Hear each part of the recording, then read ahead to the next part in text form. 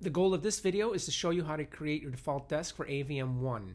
I'm using Pro Tools 12 and I have an MBox 2 Pro as my personal interface at home. I'm going to move fairly quickly through this video, but I've already covered this in class and you can go back and view sections of this if you need more help with them. So the first thing we're going to do is go to File, Create New. And since this is Pro Tools 12, it looks a little different than you might be used to seeing. And we'll name this Default Desk. This window wasn't as elaborate in Pro Tools 11 and 10. So I want broadcast wave, 24-bit, 48K, and last used is fine.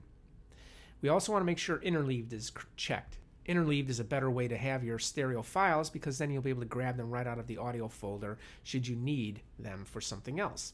So we can save this. I'm going to save this on our desktop. Command D and open and create. There's our icon. Here it is, a nice blank desk. Now the first thing I like to do is go through the I/O setup and just get rid of everything in there. And I know it seems sort of sacrilegious, setup I/O, to go through and just delete everything here because you feel you're going to break something. But you won't. Even if you're in a mini suite or if you are in one of the other studios at Columbia, don't worry, because this information gets saved with your desk or any other student's assignment. So when they load up their assignment, it will load their previous I/O. So here we are. We're starting with a nice clean slate. What I'd like to do first is create some I/O for the microphone that I want to get into my MBox. So I'm creating one stereo input, and we'll call this mic input.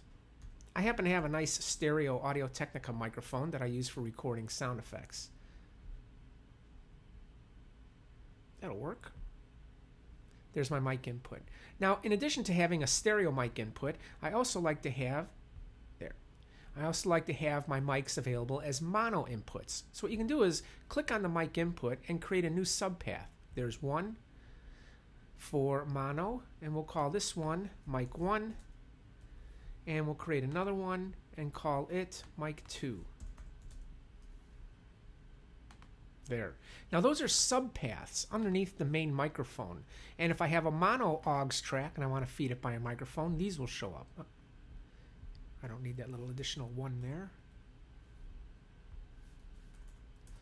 So I have one microphone input for my stereo mic, and then I have mic 1 and 2 for the mono versions of that microphone.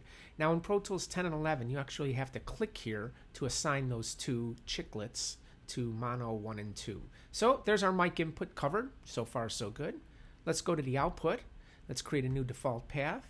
And for me, I have an MBox, so I'm going to call this my MBox output. That's it.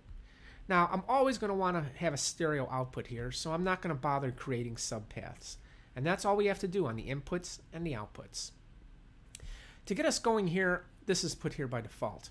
To get us going on building our desk, I'm going to create a new path, and I'm going to make it stereo, and I'm going to call it our record bus.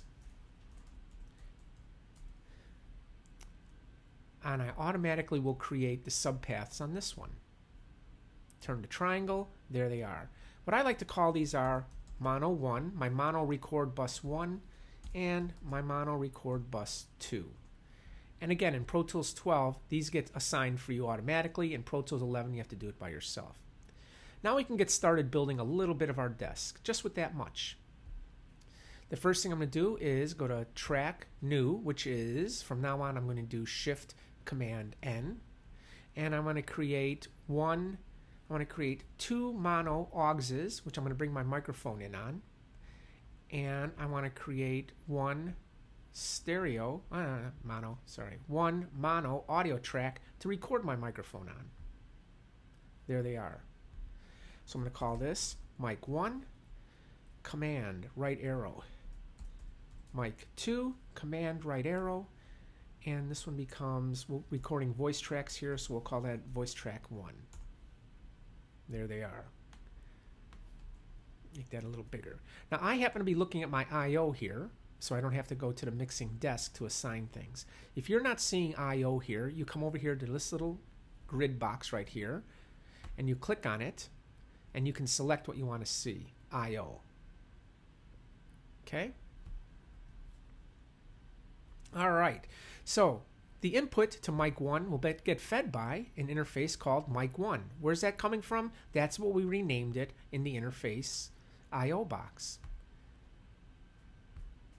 Here's mic number 2. It will get fed by interface mic 2. Now, and I'm not using that mic for the recording of this video, so you can't see the level bouncing there. So where are these two microphones going to go? Based on our handout from class, they are going to feed mono bus number 1 from the record bus. So here's the record bus for stereo, and I want to feed the mono subpath there, and same for this. There. Here's our voice track that we're going to record on. It gets fed by not mic number 1, but mono bus number 1. And for right now, it can go to the interface output. Now, if I put this track on input, we should see the microphone. And there we are. We're seeing the microphone. So what I've done now is I have my microphones coming into my desk. They're being assigned to the mono bus. And then the mono bus is feeding all of my voice track record tracks so that on any track when I go on to input, I'll be ready to record a voiceover. So far, so good. Now, the next thing I might want to do is I'm going to have several voice track tracks. And these are all going to have to merge together so I can control them in one location. One way to do that in Pro Tools is with a VCA fader in groups, but I don't want to do that. I'm going to use instead an AUX fader and create a submix fader. And the reason I'm doing that is if you have an AUX fader, you can assign additional plugins to that track. You cannot put plugins on a VCA fader. So here is my last track. I'm going to create a new track. I'm going to call this one a stereo AUX track. There it is. And this is going to be called the VTX submix. VTX submix. Now I need a bus to connect everybody to this. So I go to I/O. I'm on my bus tab. Create a new path. It's going to be stereo. And I'm going to call it the VTX submix. There. That's all I've done. So now all my VTX tracks will feed the VTX submix. VTX submix. What feeds the VTX submix track? The VTX submix bus. There. Now, if I go into record here on my track again, I see the signal. The microphone is getting recorded here on VTX1. I'm going to bring up my fader. I also see the output of my VTX track is going to the submix fader. So now if I have an announcer track and I feel I want to pan it to the left, you can look at there at the VTX submix panners. I can pan it to the left, I can pan it to the right, or I can command click or option click on that and snap it back to the center. All right, so far so good. I've got microphones feeding voice track tracks. Voice track tracks are feeding the submix fader. Now let's say I want to put some reverb on my voice announcer. He's supposed to be in a kitchen or a bathroom or something like that. So again, I'm going to create a new fader. Shift Command N. This is going to be an AUX return for my reverb. AUX. And we will call this one VTX reverb. Excellent. Make it a little bigger. All right, now I need a new bus to connect all this together. I've got my record, my VTX submaster, and now I'm going to create a stereo VTX reverb. Now my personal preference is to have the reverb above the submix, so we'll leave that there. All right, the VTX reverb is going to be fed by the VTX reverb bus. There it is. The VTX reverb goes out to the submix for voice tracks. Why not the main output? Because I want everything that has to do with voice tracks to be routing through this fader right here. So I'm going to take the reverb and route it to the VTX submix. There. Now I need to view my sends up here. Right now we're just seeing the plugin insert. So I'm going to come over here and I'm going to say, show me my sends. We don't have any sends assigned right now. So on the voice track audio track, I'm going to insert a send that will go to the reverb. VTX reverb. There it is. Now when I raise this fader, it's going to send audio to the VTX reverb track. See, there it is. I'm going to pull the fader down, and we no longer have a send to the reverb. Now there is no reverb on it right now because we don't have a reverb plugin. So let's drop one on here. Multi-channel plugin, reverb, air reverb. Now we have a reverb plugin. So now when I raise my send and send my voice track to reverb, you can see how the reverb's hanging on after I'm done talking. So the microphone comes in, it goes to a voice track. I'm putting reverb on it from my send over here. The reverb and the voice track are being fed then to the VTX submix fader. Everything having to do with voice tracks is coming through this fader right here. Excellent. We don't need any reverb right now, so we'll pull that back down.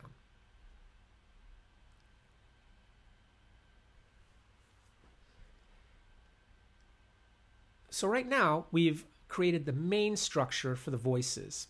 We're also going to do this very same thing for sound effects and music tracks. And eventually, all three of those elements, voice, sound effects, and music, need to feed into a master fader. So let's create that next.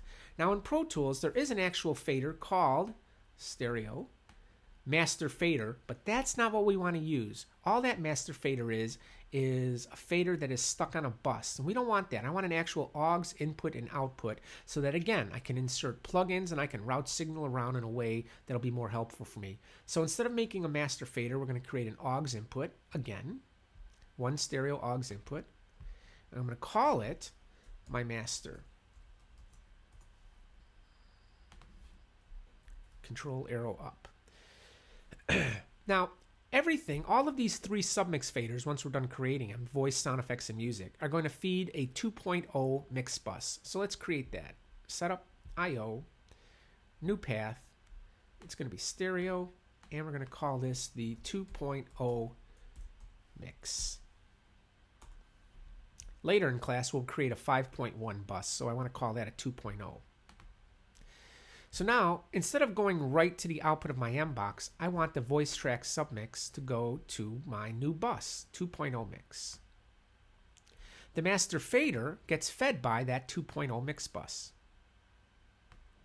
And finally, the master fader is what we're allowed to see, allowed to go out to our speakers. So all of our signal is routed that way. So again, you can see we have a pretty complicated path here. I'm going to put some reverb on here. I've got the microphone coming in. It's feeding a voice track, so I'm ready to record it. I've got reverb on it.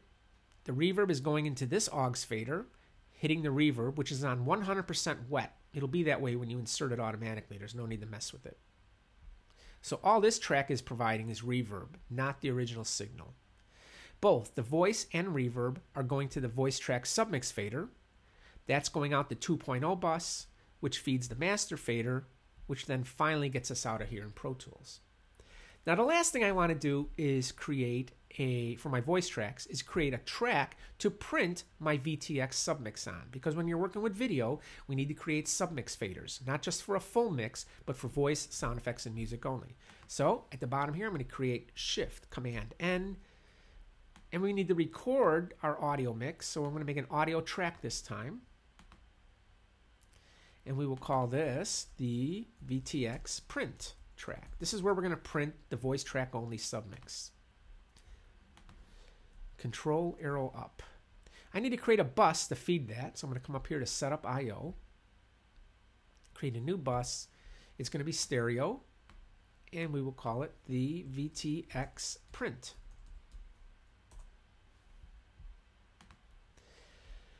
What feeds the VTX print? The VTX submix fader. That's what's going to feed it. Now you might say, well, wait a minute. The VTX submix faders are already feeding the 2.0 mix. Here's a very cool command in Pro Tools to route the output of a track to multiple locations. Hold the Control key and click. And now I can route this path to multiple outputs. So right now it feeds the 2.0 mix. I also want it to feed the VTX print.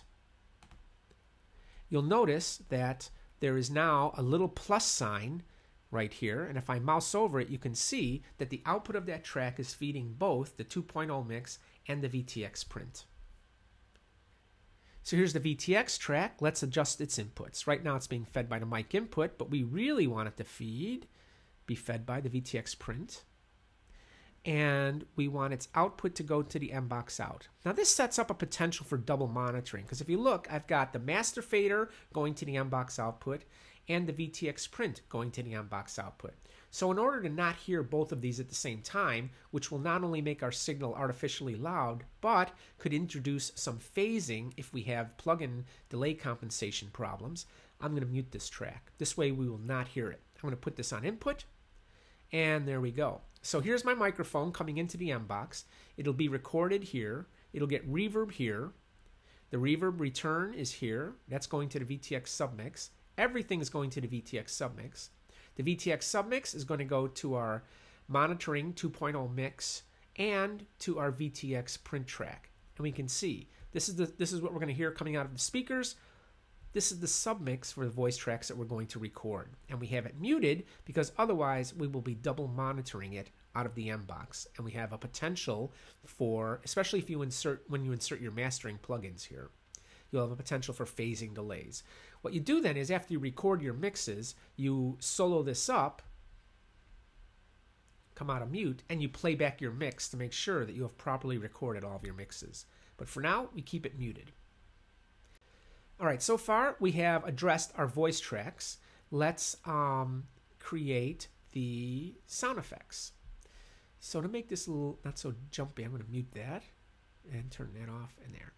Now in the assignment I tell you to make 4 voice track tracks. So what we'll do when we're done is we'll just duplicate this 4 times, because so far what we've done is we've created everything we needed to route our signal on voices. Now we need to do the same thing with sound effects. So let's go to the setup IO, and this is again in the handout that I gave you. You can rearrange these, and for me I like to see them in a particular order where the signal flows from the top to the bottom. And that would be something like that. So voice track, verb, submix, and print are together. Let's create some new buses now for the sound effects. And I'm going to create one stereo, and we will call this the sound effects reverb. We're going to make all these at once since we've already got a template for it. I'm going to call this one, make sure they're stereo.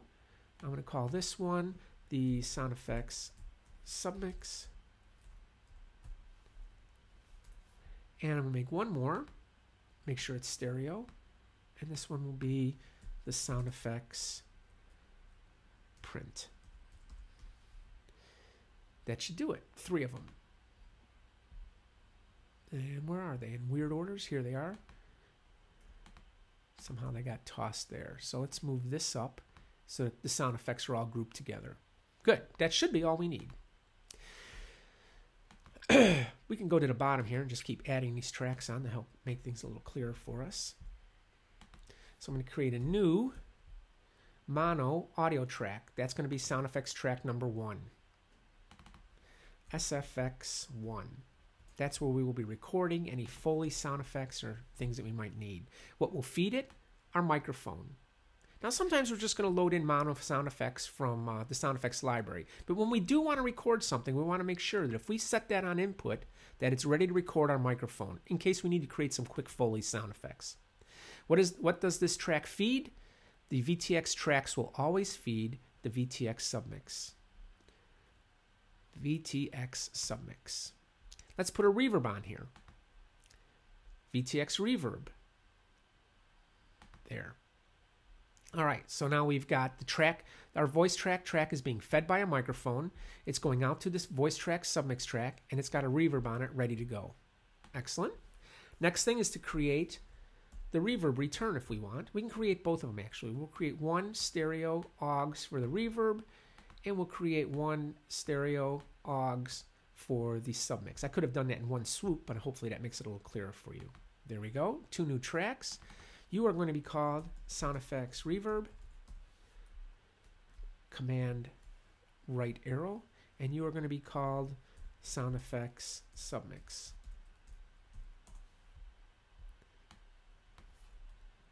I need a plugin on my reverb tracks. We'll insert the air again.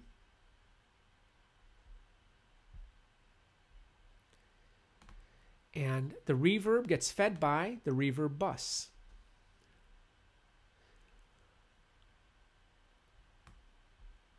And the reverb goes out to my misspelled sound effects submix bus. All right, so now that should be routed properly. And the sound effects submix bus gets fed by the sound effects submix bus. And it goes out to the 2.0 bus, which is down at the bottom here. And it goes to the sound effects print bus. So again, hold the control key, click, and assign the additional sound effects print. Now it's going to 2 locations. Let's create our new Shift Command End sound effects print track. This is a regular audio track because we're going to record on it. And you are sound effects print. Control arrow up. The sound effects print gets fed by the print bus for sound effects. And it goes out to the interface output. So we need to make sure it's muted. Now, if I take my microphone and it's unmuted already, and I go into input here, we can see anything we want to record on the sound effects track will show up there. It's going right to the sound effects submix track. If I put this on input, there we see it on the sound effects print track. If I bring reverb up, we should see the reverb return start lighting up. And there it is. Pull that back down. All right, so now we have everything we need basically routed for our voice and sound effects.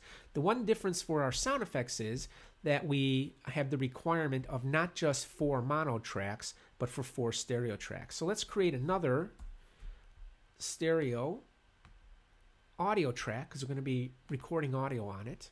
And we will call this BG. SFX for background sound effects. We can even put a space in there. Background sound effects. And these will be for our stereo ambience tracks. The sound effects tracks will, every audio track on our desk here will be fed by the record bus, the voice, sound effects, and music, in case we ever find that we need to really go quickly record a quick sound effect. Now I know right now that that's only on the left side, but we can quickly adjust that if we need to. So that background sound effects track is being fed by the record bus, and it will go out, because it's a sound effects track, to the sound effects submix. And that's really all we need to do now. Oh, we need to add the reverb send bus, sound effects reverb. There. So if I put this track on input, the microphone happens to be feeding the left side right now. Bring up some reverb. We can see the reverb on the reverb return. And everybody's routed properly. And we have a print for it too. Excellent. All right, so the next section we need, which is only a few tracks by comparison, is the music tracks. So now let's create the tracks that we need for the music. And these will be, create new track. I'm going to create, these are always going to be stereo, so I need 2 stereo audio tracks for placing my audio on. I need 1 stereo AUX for reverb returns. I need 1 stereo AUX for the submix fader. And I need 1 stereo audio track for my print track. That should be everybody. We'll create them all at once. Okay, so you are music 1, command right arrow. You are music 2, command right arrow. You are music reverb, command right arrow. You are music submix, command right arrow. And you are music print. Okay, so there they are. Let's get them all assigned properly. Make them a little bigger, control arrow up. And the the 2 music tracks are going to be fed by the record bus, just because I like to feed everybody by the record bus. What if I need to record a quick bell tree gliss or something on a music track? I've got the microphone already ready to go there. The 2 record tracks will go out to the music submix bus, music submix, and music submix. The music reverb track gets fed by the music reverb bus and goes out to the music submix bus. we need to insert some reverbs here. So I go to bus, music, reverb. And again, bus, music, reverb. So now I've got my two reverbs sends set there. On my reverb return track, I need to insert the plugin, or else we won't have reverb. There it is. On the submix track gets fed by the submix bus for music. And it goes out to the 2.0 bus. And it goes out to the music print bus. So you have to hold the control key, click, and add the music print. That should be everything. Let's give it a test. There's my microphone coming in. It's going to the music submix. And if I put this on input, we should see it there. Let's put some reverb on it. Reverb, reverb. We can see the reverb return lighting up. And that also seems to be feeding everybody. Now, to be honest, it doesn't look like the reverb is feeding the print. Why? Because reverb is going to the music submix bus. That looks correct. And that looks correct. Because the music print isn't being fed by the right thing. Music print gets fed by the print bus. So, music print. Hello. Much better. This is what you want to do as you're building your desk. Logically route signal around. Now we're looking at my microphone, but during class I showed you that instead of a microphone, up here on your microphone track, you can insert the oscillator. Plug in, other, signal generator.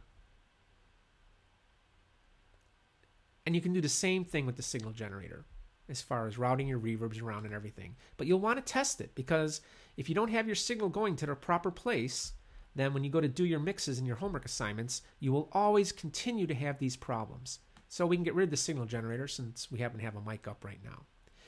All right, so now what we've done so far is create all the tracks that we need to record our voice, sound effects, and music on our desk.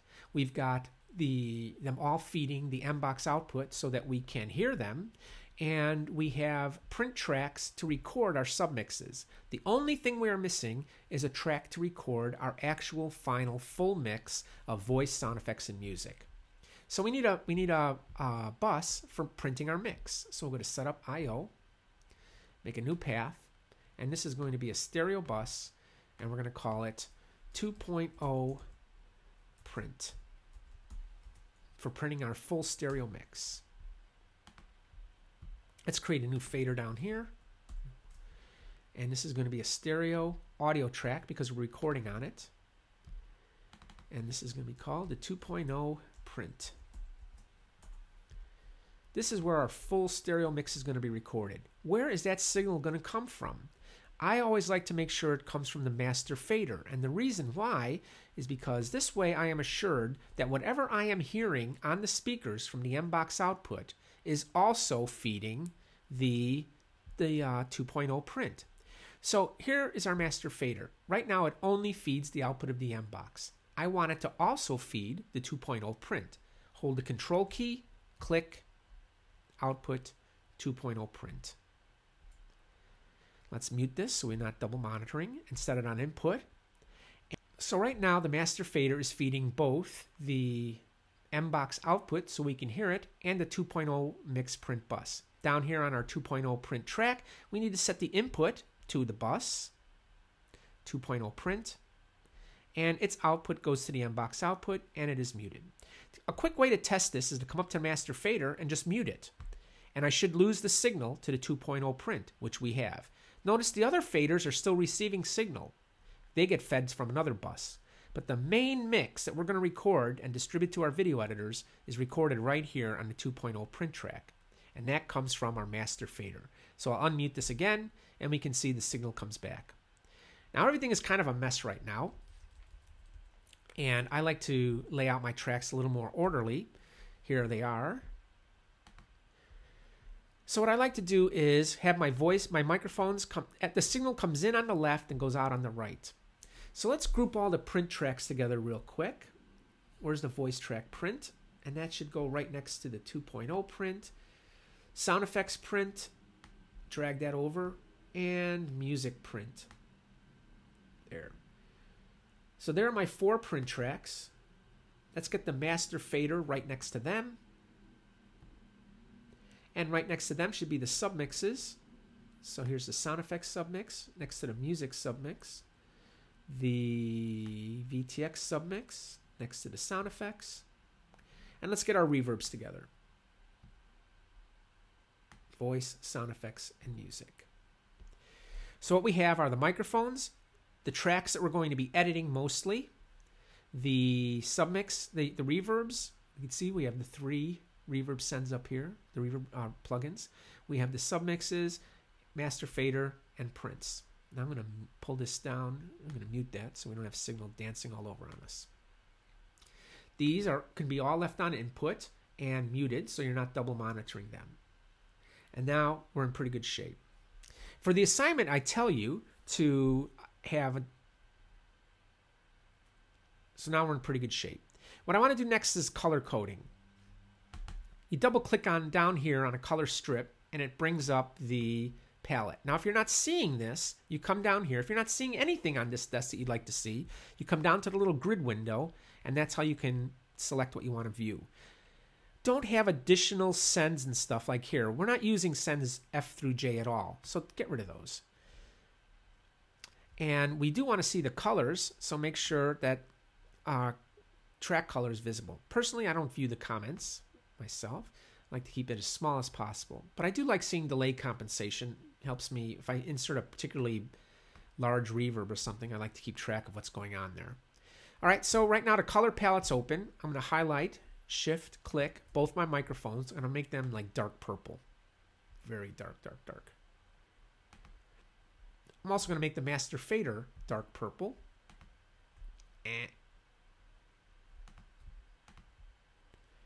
So I'm going to hold the shift key while clicking on, no. I also want to make the master fader purple, so I'm going to hold the option key while adding the master fader. And you'll see 2 colors up here now. Those are the microphones, and right now that's the master fader. But if I click here, the master fader becomes purple too. Let's move this to a little easier. My voice tracks, I like to make my voice tracks kind of red. I like my sound effects to be blue, which they are. We'll leave those. Hold the command key, select both of those. I like my music tracks to be kind of gold or orange. And now we'll go through and we'll color everything that's related to voice, sound effects, and music the appropriate color. So there's voice. There's the voice reverb.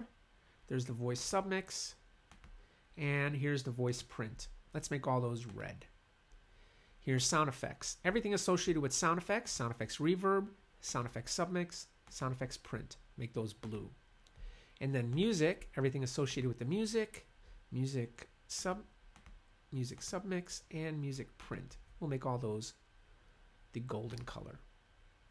Now everything has been color coordinated for us so that if we go to edit, we'll know right where to look for something. Now the reason I like to group all of my audio tracks here in the middle is that when we go back to the edit window, you'll see that right here, here's where I do most of my work in Pro Tools. I'm constantly adding voice, sound effects, and music. All of these other send returns and submix faders, those might get used during the mix phase, and that's fine that they're down there, but I don't want them all intermixed with these audio tracks because this is where I'm going to be doing most of my work during a session. Let's go back here.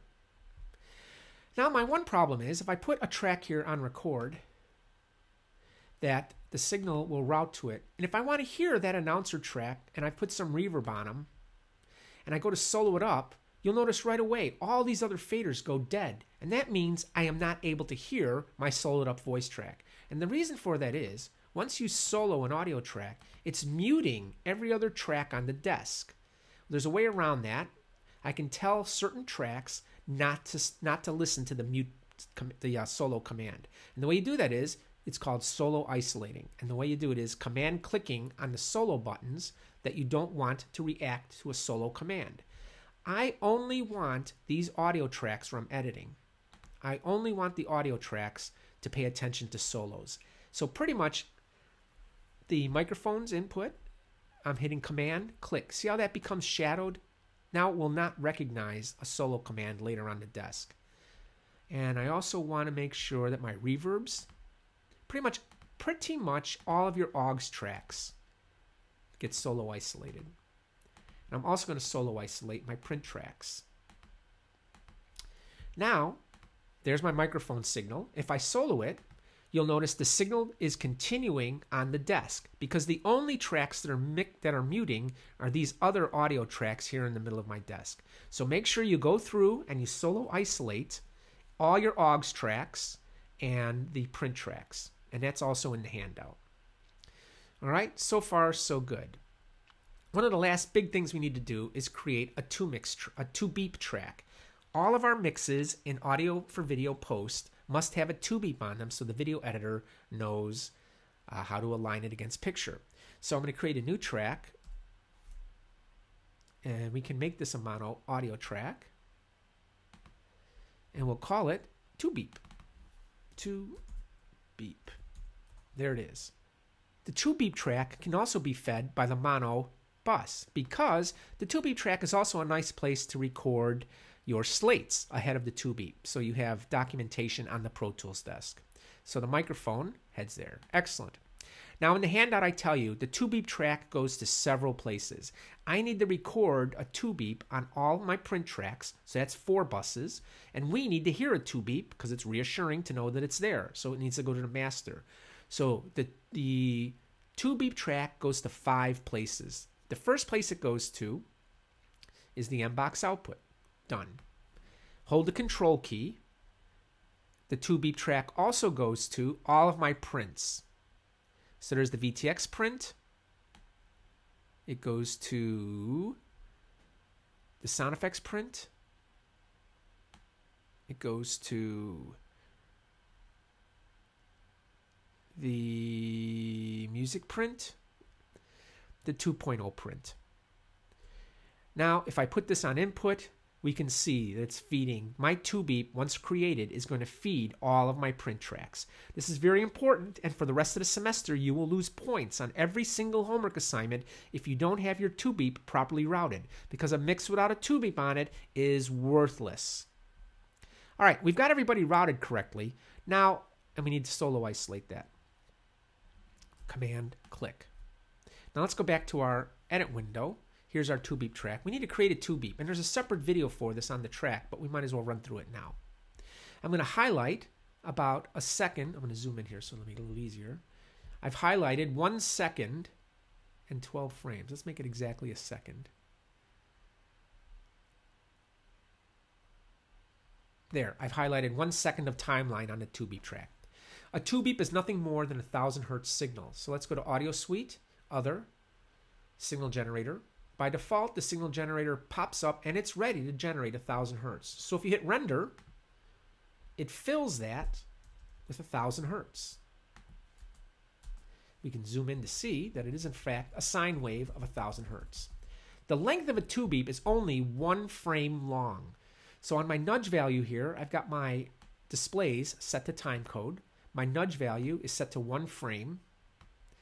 Tab up to the beginning of it, nudge, zoom in, and separate the region with the letter B. Now lately I've been creating my two beeps a slightly different way. This is the part I don't need. So what I've been doing is just taking the gain on that and dropping it down to infinity. And now I have a two beep. Beep.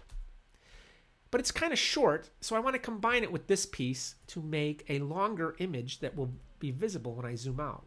Consolidate the region. Shift. Option 3. And call this my two beep. There. Where does the two beep belong? At the 58-second mark on the timeline. So go to spot mode, make the audio talk to the hand, and start it at 5800. If I zoom out here, there it is. There's my two beep.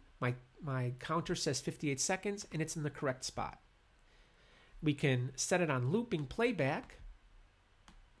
The command for that is Shift Command L. Looping is now on. Highlight it, let it rotate through here, and I can double check it that it's going to the correct place. I can see my two beep down here on all 4 meters. Excellent.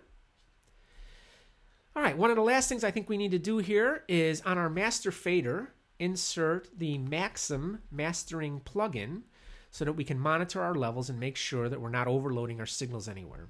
So we go to plugin track, go to dynamics, and insert the Maxim. And during class, I discussed why we want no peaks above -8. And I find that in general then, -8, our makeup gain will also be -8. That's a good starting place right there for your Maxim plugin. You don't want to always mix through it, so until we need it, we stick it in bypass. All right, the last thing I'm going to want you to add to your desk is, just so you're always ready to go, you should have an EQ and a compressor on your microphones in bypass mode, but if you need them, they'll already be inserted and ready to go. So, on my default desk here, I have the EQ7, and put it in bypass, and for the compressor, we'll just pick the default Dynamics 3. If you have other plugins, please feel free to use them. I'm just using these because everybody's got them. And we'll put that one in bypass. I forgot to put it in bypass, so I believe if I command click on it, it puts it in bypass. Now I want to insert those plugins also on mic number 2. I can just option drag them. Hold the option key and drag it. Hold the option key on the compressor and drag it. So I've got ready to go on my microphones an EQ and a compressor should I need them. I won't have to waste the time inserting them. Plus, it's not so much a problem anymore with Pro Tools 12, but on older versions, when you insert a plugin, the signal gets interrupted for a moment. So it's better to just have them on there in bypass. They're not using any resources. All right, at this point, you're in really good shape, but there's one more thing you need to do to fulfill the requirements of the assignment. Let's go back to the mix desk. And while we have created all the appropriate tracks and have them routed everywhere we need them to be, we don't have the correct number. We need 4 voice track tracks. So we'll highlight this one, second click on it, and duplicate it. And make sure these are all checked and tell it we need 3 more. There we go. We need 3 more sound effects, hard mono sound effects tracks. Duplicate 3 of those. For background sound effects, we need 3 more of those. Second click, duplicate, 3. We now have all the tracks we need. If you'll do me a favor, go back and rename these so they say VTX2, VTX3, etc. And the same for the sound effects and backgrounds. You should have a total of 28 faders, and we do. And the last thing you need to do is save it, and then email to me a copy of just the Pro Tools default desk. I do not need all the folder structure. Just email this to me. I will check it and let you know how you did on it.